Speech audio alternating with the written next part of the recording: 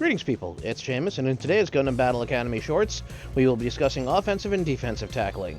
Tackling is a pretty straightforward mechanic in Gundam Battle Operation.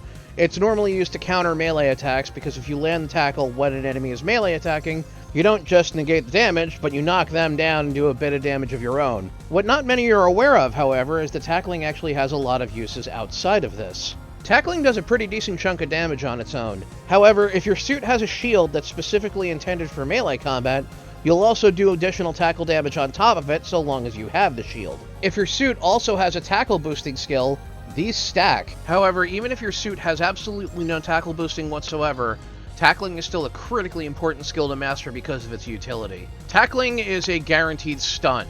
It doesn't matter if you have shock dampeners, it doesn't matter if you have maneuver armor, if you're tackled, you're stunned.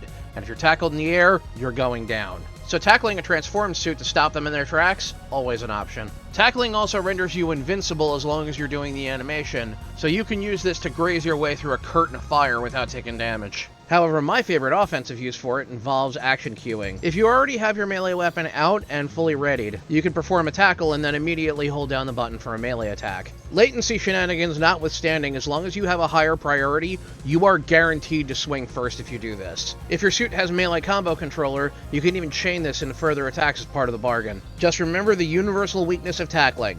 Offensive or defensive, you are very vulnerable right when the tackle ends and you start to stand back up. Use it correctly, however, and tackling can be an awesome force multiplier no matter what your kit is.